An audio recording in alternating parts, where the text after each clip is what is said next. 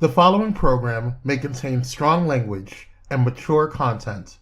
Viewer discretion is advised.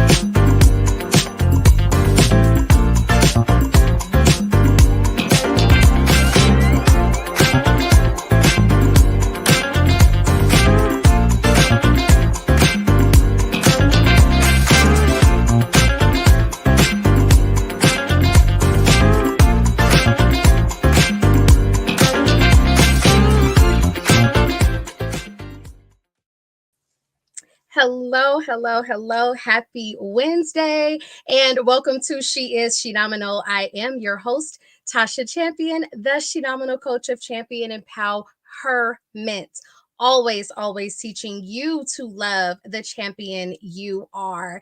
And I'm excited because, I'm winding down my first season of She Is Shenomenal. I have a few more episodes left on this first season. Has been really incredible, and I appreciate all those who have come on this journey with me every week. I'm excited for season 2. I'll let you guys know when that is going to launch. But I got to tell you guys, thank you so much for joining me last week as we celebrated my birthday.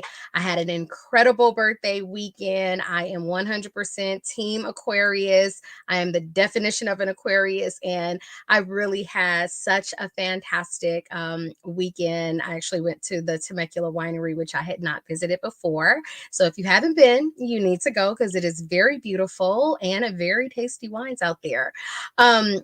I also want to shout out, and I'm kind of rushing through this first part a little bit because I have such an incredible guest. And if you have teenagers that are in school, kids are getting ready to go off to college, this is an episode that you really want to watch. If you're not sure about how to prepare your child for college, we are talking to Dr. Alika Jackson Jarrell today. She is a diversity and equity education specialist, and she is going to just really talk about the Black experience in education and what these kids can look out for, what you can do to help your student. It's going to be a brilliant conversation, so you want to stay right here. So before we get to that, though, I have to shout out. Yeah, I call all my children my babies, but my son, Deontay Champion, I just want to wish him a happy 20th birthday. This is my oldest son.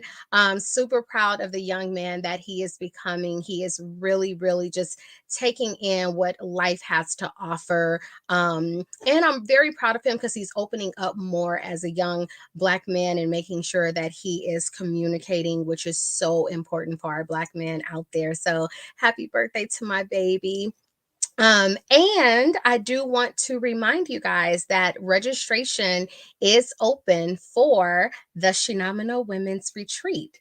This is where you want to be, October 6th through 8th in Palm Springs, California.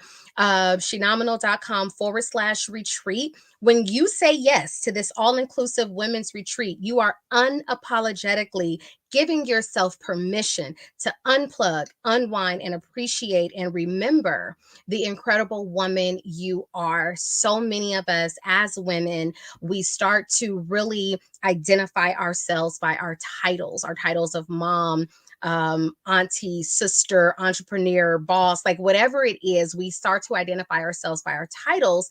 And this retreat is really going to take you on a journey back into yourself. So, I mean, go ahead and register today. You can register with a non-refundable deposit. And then I just want you to get ready. Like October seems so far away, but it's not. It's going to come up really, really quick. And champion empowerment events do sell out. So if you want to be in the building, if you want to be in this all-inclusive retreat where you can walk in and forget that you have kids, you can walk in and forget that you know how to cook because somebody is cooking for you. If you just want to walk in and be present with other like-minded women, beautiful souls in a very beautiful environment, then you need to go to shenomenal.com/retreat and register today. All right. Okay. So enough of all of that because I'm so ready to talk to my guest. So what we're going to do is we're going to take a quick commercial break. And when we come back, we are going to be joined by Dr. Alika Jackson Jarrell. She's going to tell you guys all about herself because like my previous guest, Kia Smith, Dr. Alika has her bio, it's a whole book because of all the fantastic and wonderful things that she has done so far in her life with so much more to come. So stick with us. We'll be right back with Dr. Alika Jackson Jarrell.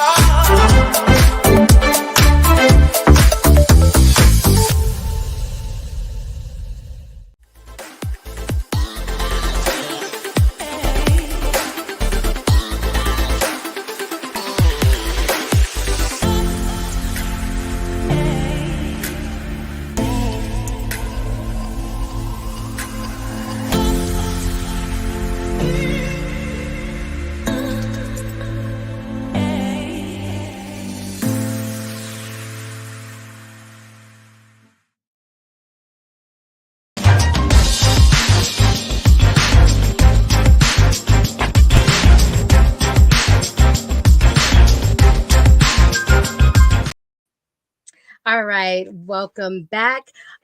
Before we even get into it, I just want to read a little bit about Dr. Alika Jackson Jarrell's bio because, like I said, this woman is she is Black excellence defined. So Dr. Alika Jackson Jarrell grew up in South Central Los Angeles. She held a strong love and understanding that education is a pathway to freedom. As she navigated through higher education, she found the higher she went, the less representation. With that in mind, Dr. Jackson sought to level the playing field to ensure that other Black girls and boys understood that they could champion education. She began mentoring young Black women in Watts community from 2004 to 2010 through her grassroots organization's New Planet. Her love and desire to support girls and women led her to partner with 12 LAUSD schools, offering girls rites of passage programs and after school programming for over 1,000 students. She is an author with 2 books for young women, For the Love of Our Daughters, Part 1 and 2, and a book for women called Earth Lessons, that Brown Girl from Compton. She also formed a women's group called Sister Cipher with that grew to support and empower women in 16 states, Jamaica, and London. Listen, when I said Black excellence, I meant Black excellence. Additionally, in 2009, she began hosting her annual Phenomenal Girls Symposium, where she brings together 120 girls from various high schools and professional Black women together for a day of nurturing, empowering, and learning. Like, I'm so excited. All right, let's go ahead and bring in Dr. Alika Jackson Jarrell.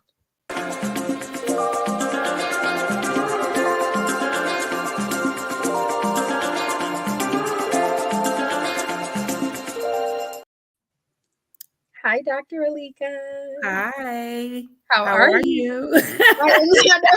I am so wonderful and so excited. So I have to tell everybody that's either watching now or watching the replay. I met Dr. Alika. I'm sorry. Do you like Dr. Alika, Dr. Jackson Jarrell? What do you It's like? okay. People call me Dr. Queen. I can get with that. Yeah. All right. I can get with that.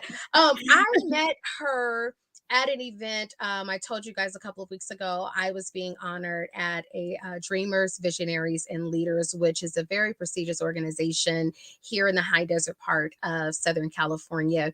And she was also being honored in the area of education. And just upon seeing her and seeing her light, I was like, she's going to need to be on my show.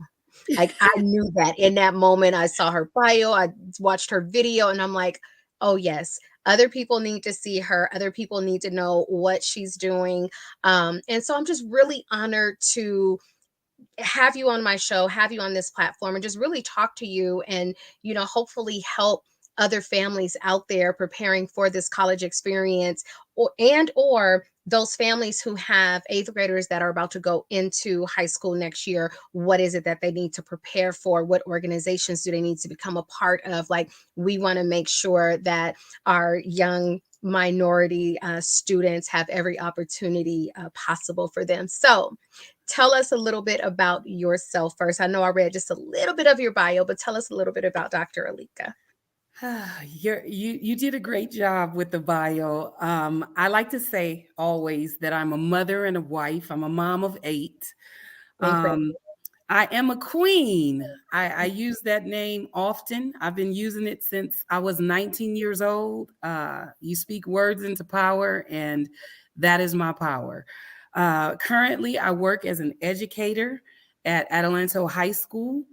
I am a teacher, but more so this year, our district piloted a new program for African American students on our campus. So I am the Heritage Site Coordinator, and I'm now responsible for being auntie at school for 327 Black youth, 10th through 12th grade, ensuring that they make it to college. Wow.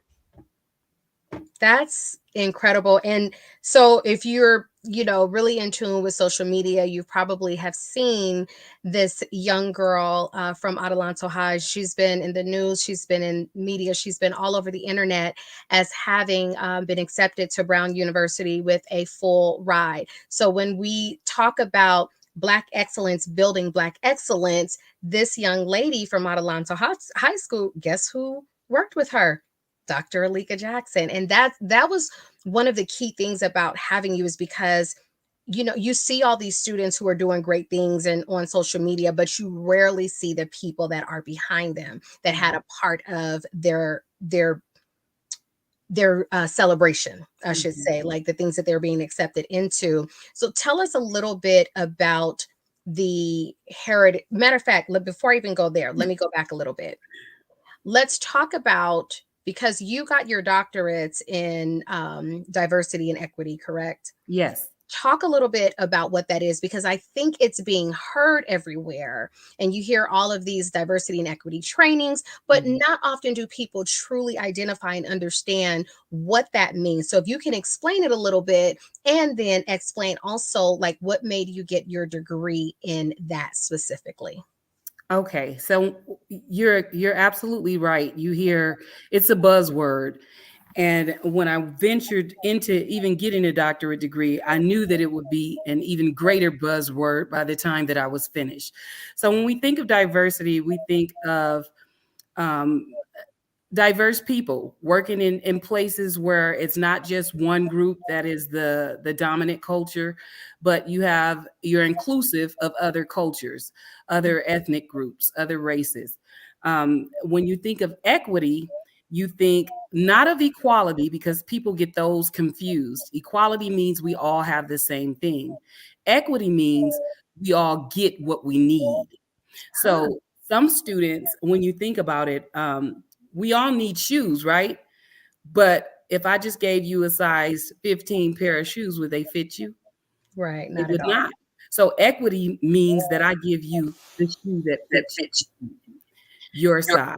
We meet people where they are and we give them what they need. So Wow. I ventured into getting that degree because I moved to the high desert. I'm originally from South Central LA, Compton area. And when I moved to the high desert, it was a culture shock because we went from a place where there were predominantly African American and Latino people. And then we moved to the high desert, and my children were the only Black children in their classrooms. Wow. I was one of two Black teachers at the first high school that I worked at, and it was totally a culture shock. I actually cried when we moved to the high desert because I was concerned for my children. Right. Um, Being in places where there was absolutely no representation for them, and having to leave them in a space where I didn't feel safe with them being in those spaces alone. So we met many challenges along the way. I'm a mom of 8. So at the time I had children in elementary, middle, and high school. And I knew that I couldn't be the only parent struggling with many of the things that my children were facing, Right. including racism, discrimination, just things like that. And I said, oh, this couldn't be. So I started talking to other Black parents in particular, creating a network and just talking to them and trying to discover if they were experiencing some of the things that my family and other Black families were experiencing. And they were. So, I was teaching in the community, experiencing things as a teacher as well.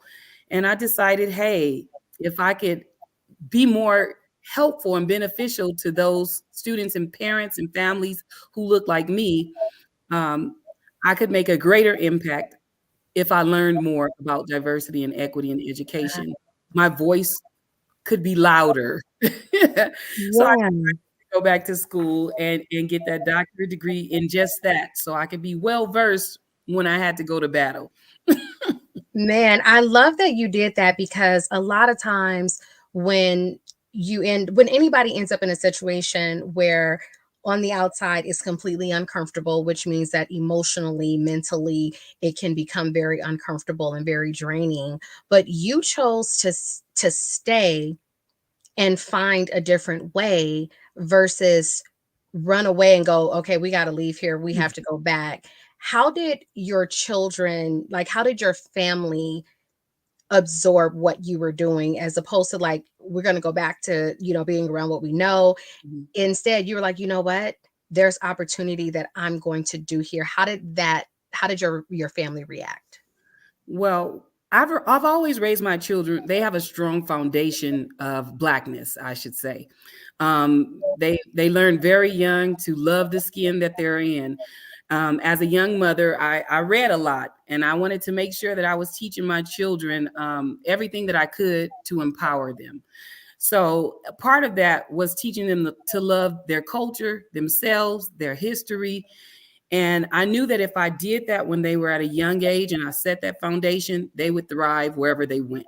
And there's much research that shows if you teach a child, if you teach children about their culture, about their history, their heritage, they have higher self-esteem, they do better emotionally, they do better academically in school. So with my children, even though they face some challenges being Mhm. the only African American children in schools, they were equipped. My children became in their schools they brought the first diversity clubs, the first BSUs to their schools. Wow. So, you know, we're not running away from nothing.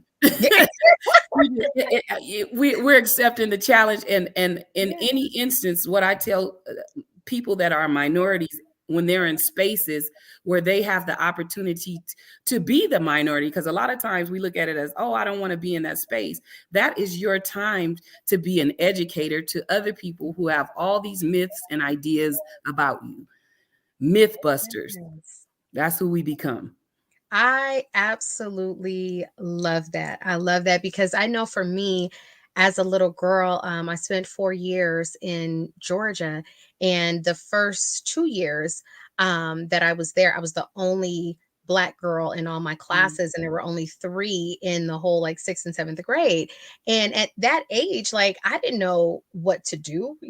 I just knew that this is where we lived, and I heard things that I had never, being born and raised in LA, I heard things I had never heard before. So Mhm. I love the fact that like you had instilled so much into your children. It's like no matter where we go, you know you're Black, you know that you're beautiful, you know that you're educated, you know all of these things, and nobody can take that away from you. And I totally admire that. Now you go through getting your doctorates in this very specific field. How do you then take that into this community where there are not a lot of people like you to say, hey, we need more in this area for our people? How do you do that? And what was the response? Whew, most time, when you introduce anything new, and when you're new, and when you're different, you get pushback. Um, in school settings, it was interesting though. Being one of two Black teachers, you could take two roads. You can take the road of I'm just going to roll with it and deal with what we have here, Mm-hmm. or you can take the road and say, I'm not going to deal with what we have here. I'm going to make change. And I'm a change maker. Although I was faced with times where in many instances, white educators, they want that change initially. They think they want it, but when it gets too real, they start to withdraw and they get Mm, scared because of what the entire community will say or what the entire community will think. right. However, I was lucky in the fact that at the time I was at Granite Hills High School, I had a principal, Mr. McCall, and he literally told me, when I said, we're going to have a whole month of Black History activities. This was, and mind you, I'm coming from LA. Black History Right. Month is everywhere. It's what we do. When I got here, no Black History anything. My children were in shock. Literally, one of my sons said, Mom, can you print me out some pamphlets? These people don't know what Black History Month is. And he put his dashiki on and he passed out pamphlets about Black history Wow. heroes at school. But I had a principal that was progressive enough to say it was time for change. Our demographics at the school had changed. It had went from predominantly white to Latino and Black. And many of the staff wasn't ready for that change, but it didn't matter that they weren't ready. The people were already here. So my principal at the time said, I'll take whatever flack I get, which was bizarre to me because I'm thinking you're going to get flack for doing Black History Month. Right. And he got Wow. flack, but he took it. He said, go ahead. It's time to make change. So I was lucky in the fact that I had a supportive principal in that area. And I went full fledged. We put things on the marquee. We had an assembly. We did marches. A funny thing happened. We had a march. We did a reenactment of a Black Lives Matter march at Mhm. lunchtime. And the Wow. principal, I had emailed the staff and told them just to prepare them. They didn't read their emails. Of And course the next thing I knew, we had law enforcement at the school. Yes, not. law enforcement at the school ready to take down this Black Lives Matter march. That's how far behind we were. And this was Right. probably 2014. So, yeah, I mean, it is what it is, but it's good to have leadership that is progressive. Support you. Yeah, definitely. Because I've, spoken to other teachers and I always hear like the school is really as good as the administrative Yes. staff and the leadership that's there. So I love, first of all, I want people to really see like and I don't know, why you guys moved from LA to Victorville, the high desert area, but what I do want people to see is like God really puts us, God or your higher power, y'all know whatever you call your higher power, he will really put us in places where we belong, where we are meant to make change, even when we don't see it. And I Mm. love how you took this opportunity and you were running with it. It was like, this is what we're going to do. This is what I'm here to teach. This is what I'm here to show, whether y'all like it or not. And just kudos to, you said, Mr. McCall, kudos to Mhm. the principal that you had at that time, because it is important for people to wake up and say, okay, these communities are starting to grow outside of what it was. I know for me, the school that I went to at 12 years old in that area, when I moved to an area that was predominantly Black, they didn't even know what city I had come from. Mm. And now that city is full of everybody. So we have to keep on moving with the changes, but we also have to be educated in those changes as well, because listen, us Black folks are coming whether you like it or not. Exactly. We are going to be here. So, Exactly. yeah. So because I know that you're not there anymore, Mhm. does that school continue to do the things that you when you left your mark? Have they Yes. continued to grow it? They absolutely have. I started the first BSU. Well, it wasn't the first one. There was a semblance of one when I got there. And shout Mhm. out to Miss Mosley, because she was the advisor for BSU when I got there. I took it over and just made it grow on a much larger level. We did so much while I was there, and that BSU still stands today. Granite Hills has a great BSU. They partner with us. We correspond with them often, Yeah. and they're thriving. Tell everybody what BSU is and what it does, because I know a lot of times we hear these things, but we don't Mhm. always know what it is. So explain a little bit about BSU so that it's understood. And is this something that is in all schools? Is it something that the students can request to start? Like, tell us a little bit more about it. Okay, so BSU stands for Black Student Union, and any high school student can start any club. It's their right. All they need to do is find an advisor. You can start whatever club, whatever interest you have, you can start. We had an interest. Normally, BSU's, Black Student Unions, are on campuses that are predominantly white, where we're often the minority, and that club becomes a safe space for African American students to express their feelings, to discuss Black issues, to create Black activities at school. But it becomes a family within a larger population of dominant culture people. Mhm. So, BSU, I moved from Granite to Adelanto High School, started a BSU there that is thriving.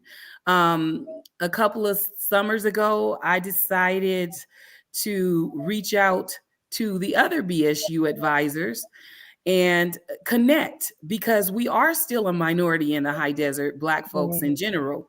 And if we're going to have BSUs, our BSUs babies at each school should be connecting and coordinating, just like the advisors. So this past summer, we got together over Zoom. I helped several of the BSU advisors start their BSUs. So Silverado now has a BSU. Miss Wow. Oshale Hill, she's thriving over there. Sultana has a BSU. Victor, uh, Miss Jackson just reached out to me. She's starting a BSU at Victor. Wonderful. Apple Valley now has it's called People of Color Student Union. Dr. Kawanda is there. Oak Hills has a BSU. Mr. Lamar is. So we connected this summer, and they came to me for advice and how I was fundraising and how I was doing things at Adelanto. And now our sister schools in our community have created BSUs for their Black students, and it is a beautiful thing. That is awesome. That is awesome. And so for those that are not familiar with the high desert, this isn't a huge town. It's not huge. It is growing. It Mhm. is significantly growing right now, but it's not huge. So the fact that each school has come together to say, okay, we're going to bring our Black students together, it's so important. And it teaches us to collaborate versus form competition.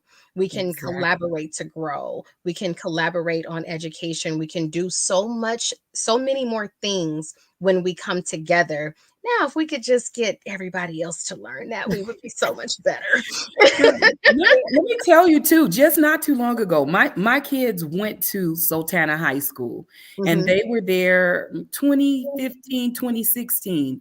When they started the club, they wanted to start a BSU there. They wouldn't even allow them to call it Black Student Union. They had to call it Diversity Club. So just the matter of progression and the fight. Literally, I was fighting with some of these administrators in Hesperia area to just even be able to call it Black Student Union because they thought it was a divisive club. The challenges that those students, my children faced as they were starting those clubs, from staff and administrators, the parents, we had to go to the school and have meetings with them and discuss how they were mistreating our children. So the high desert is a little more progressive. We're not there yet. We're nowhere near that.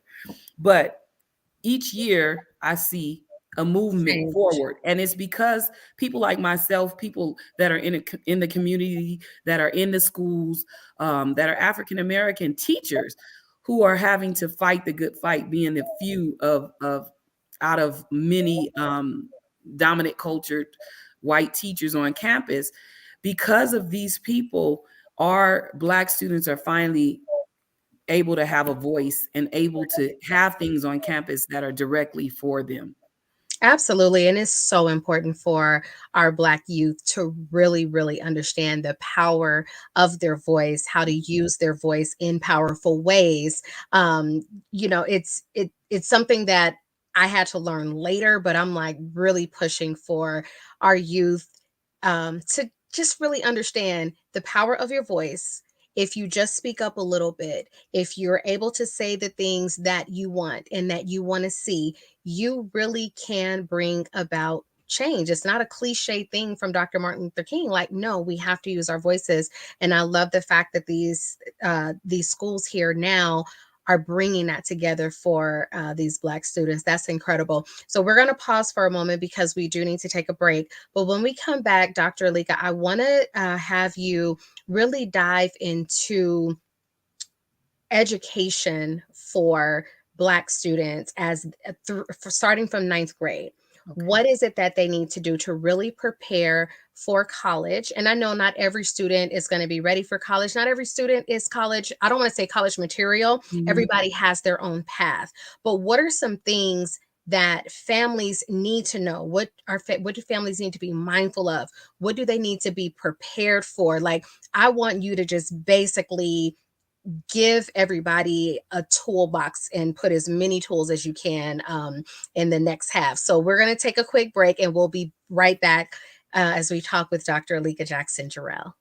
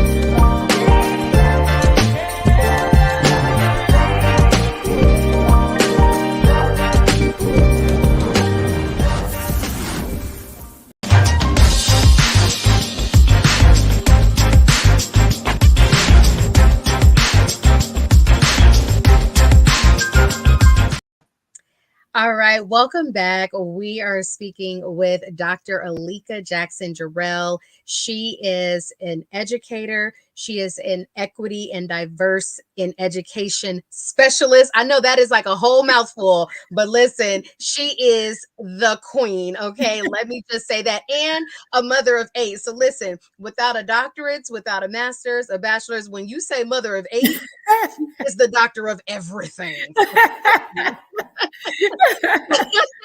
So we were talking about how she was able to implement a lot of Black history in some of the high schools out here, as well as Black student unions across the high desert at different high schools here, which is really incredible. If you're not familiar with the high desert, I promise you that is a huge achievement, and it is growing.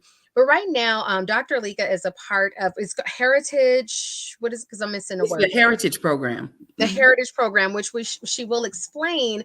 But I also want her to talk about what is it that Black students, Black families need to be mindful of during these high school years, because these are key moments as you're starting to prepare for college or whatever else you're going to do after that. So let's talk about the Heritage Program, what it is it available in all schools, how can people become a part of it, and then we'll start to talk about like what do people and families need to prepare for.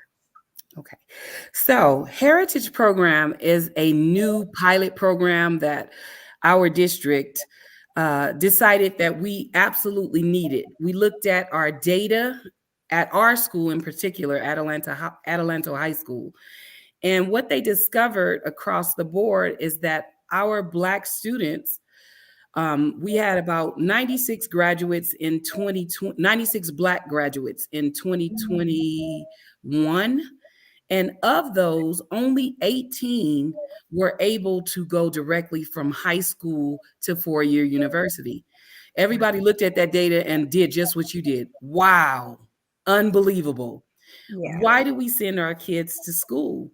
We send them with the hope that they're going to go on to higher education in general. So they looked at that data and they said, this is a problem. And across the nation, you'll find the same problem pretty much.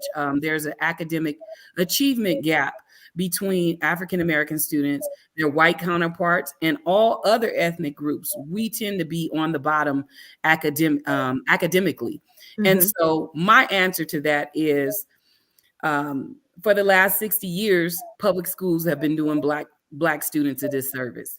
Absolutely. We have known that. They have known that. If you look in any district across America, the numbers look identical. We are disservicing Black students. How do we remedy that?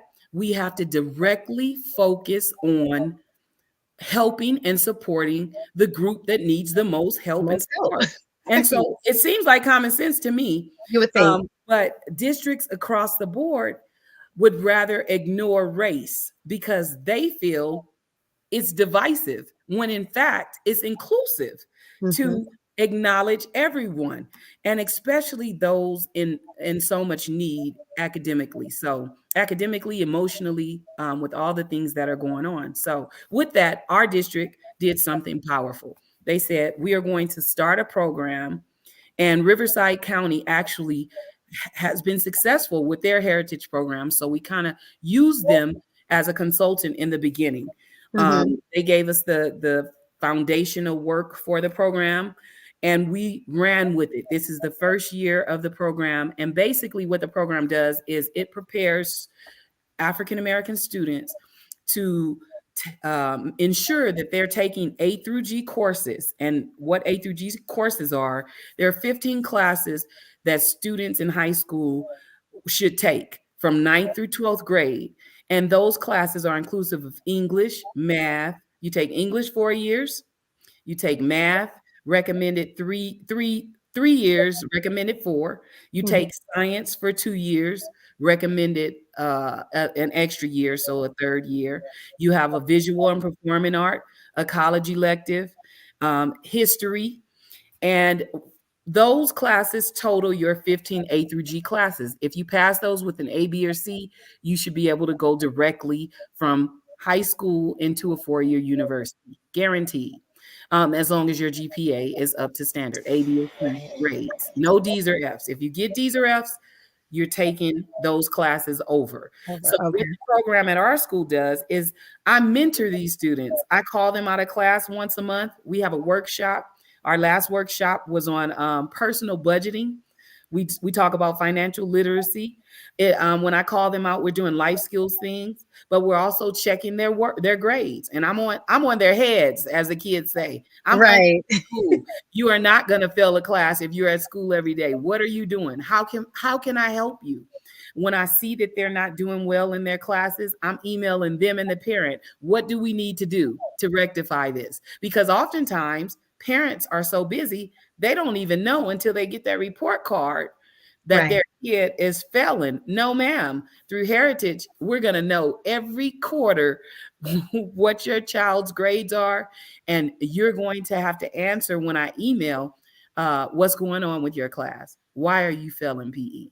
And Right. how can I help you? And sometimes you'll get an answer from a student that says, I just don't feel comfortable changing. And then what do you do with that as an advocate for a student? Because that's who I am. I pull them to the side and let them know you're beautiful. You should not be ashamed to change in the PE room. That Right. grade, changing, dressing out is part of your grade.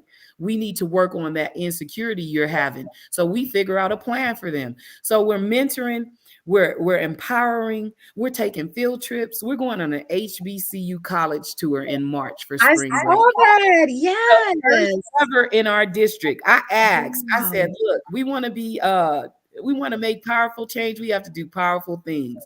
Can we take this trip? And our district is being so gracious. They paid for it. I'm not going to say how much, but we're taking Mhm.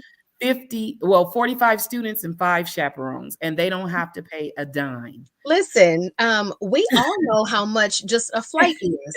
We Yes. all know how much a hotel room is. So there is no need to speak about the price because if you just think about one flight Right. and one hotel room, one way, not even thinking about round trip. Right. We know what's being shelled out, but to Mhm. be able to take 50 students, that is amazing. That I mean, it's really beyond amazing. And I really hope that at night you just be like, you did that today, girl. Look. Because there is so many ways and reasons why you should pat yourself on the back for the things that you have brought into the high desert. And then you're not only that, but you're also giving students a mentor. You're being a mentor. Mhm. And then you are really showing them, I'm here to talk to you. This is not just me, getting a newspaper article Right. where people are knowing my name. I am really truly here for you. And it's evident. It's so evident. So what do you want parents to know and to do with their students in high school? Like, what should they look? Everybody doesn't have a heritage program, Mhm. right? What Right. should our Black families be looking for when their students are in high school? So first of all, we're not just we're as parents, we have to be as Black parents, we have to be careful. We have to make sure our kids are safe emotionally, physically. So I'm just going to talk about being a parent to all my many children and what I used Okay. to do, because like I was telling you earlier, I only have 2 left in the house. They're seniors this year. Hmm. What I do whenever I go to a new school, I make it a point to go and talk to the principal. I let the principal know who I am. And this was before I had any titles. I was doing this as a young mother, Okay. because I needed to know who my children were going to be with during the day. And could I trust you to teach them and treat them with respect and dignity that they deserve? So I would go and introduce myself to the principal. Their dad would come with me. We would talk. I would let them know, my expectations as a parent and what I wanted for my child. And then I would let them tell me what their expectations were for the students at the school. They Hmm. will walk me around the school. If you present yourself in that way, they'll look at you in that way, because I'm going to just be straight. They have assumptions about Black people. And unless we counter those stereotypes, they'll run with them all day.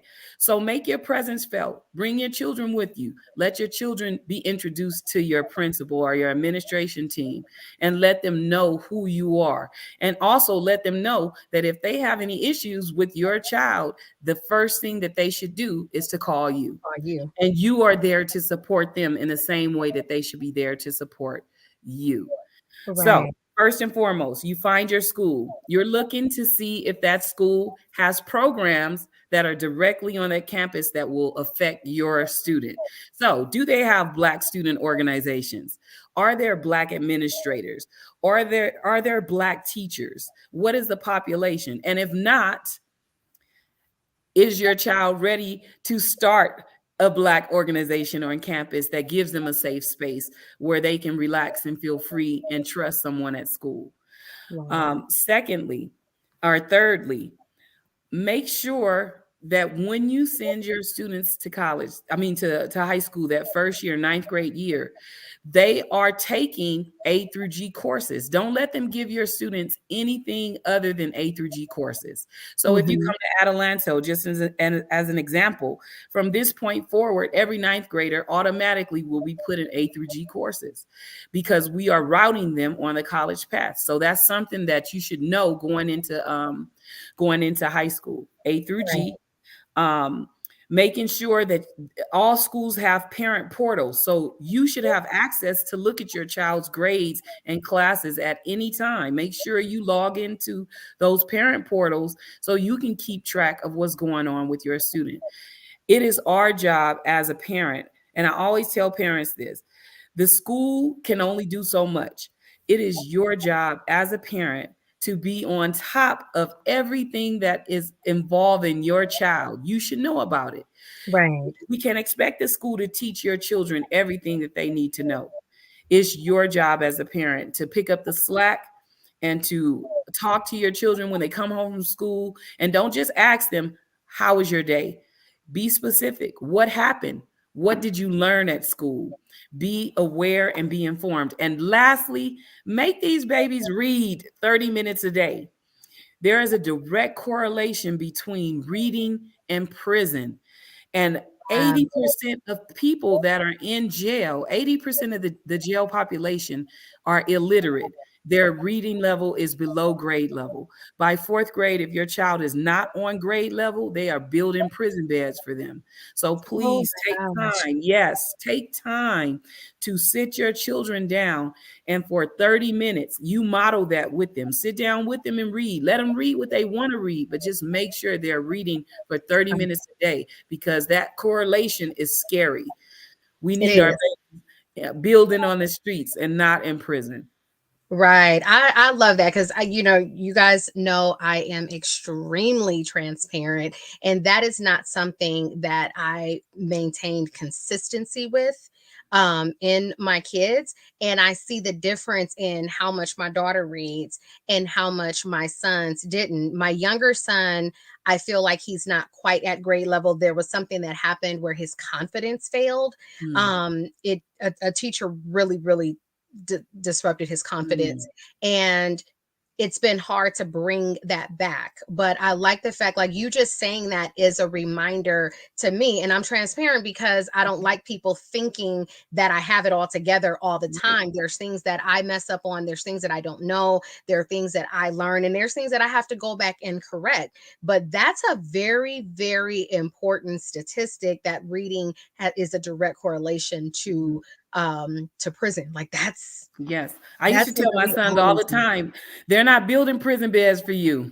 You are greater than that. Your purpose in this world is greater than that. And I would literally sit with my children, and it doesn't find out what your children liked.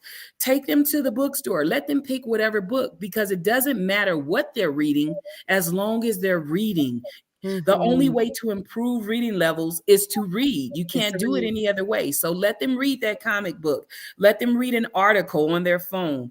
As long as they're committing that 30 minutes a day to reading, it's making a world of difference.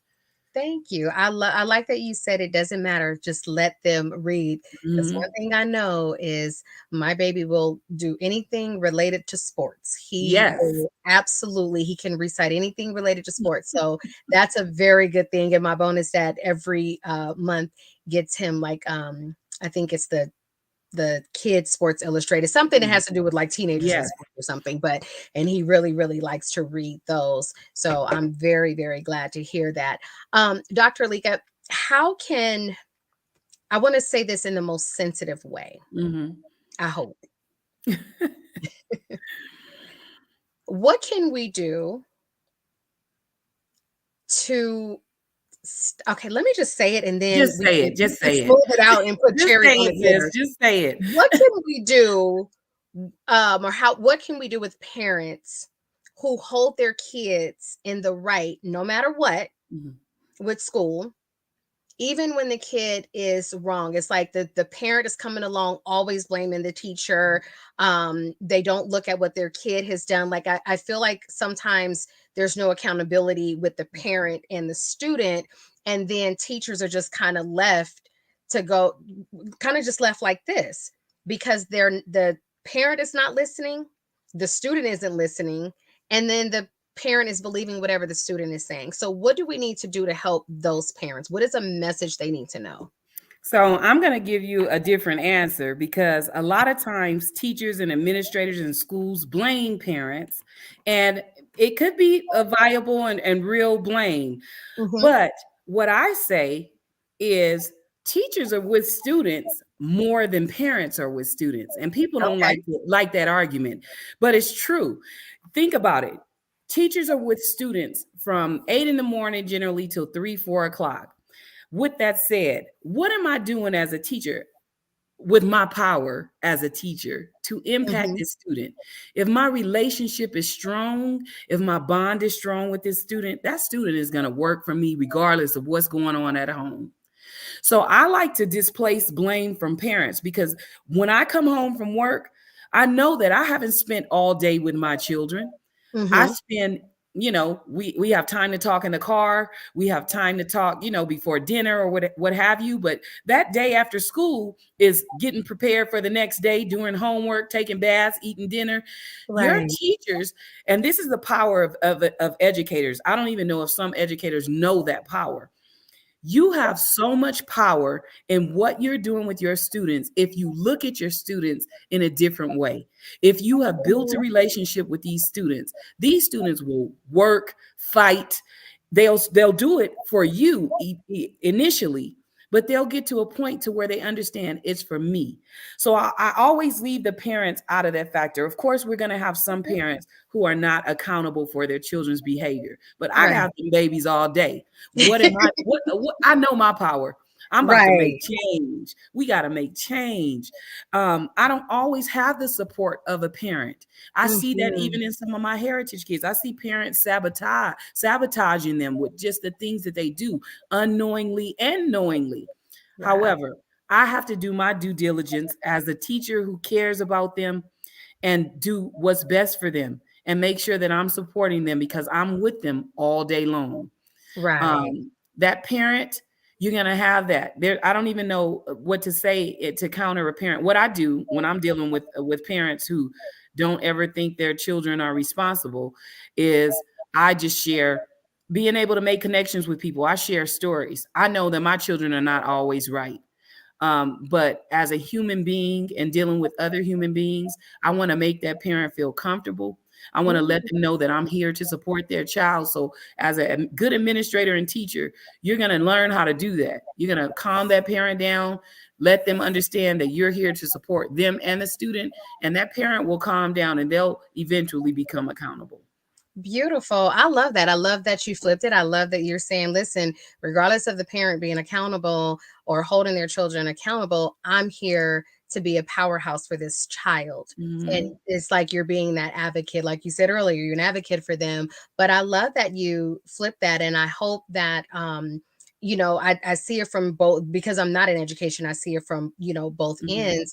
But I really like that you have chosen to use your power in that moment for that student, versus, because you already know the parent is going to be the parent. They're going to do Right. what they want to do. So I love that.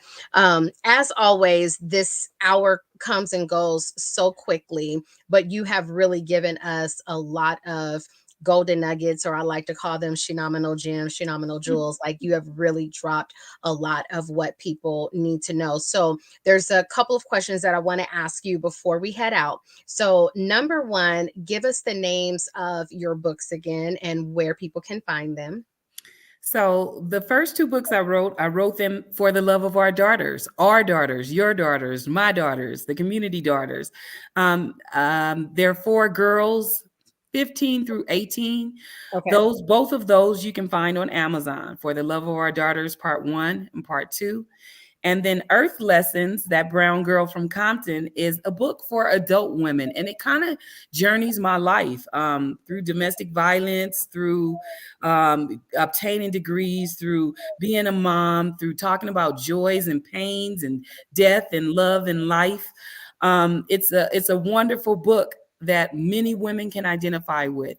That book you can purchase on lulu.com, lulu.com.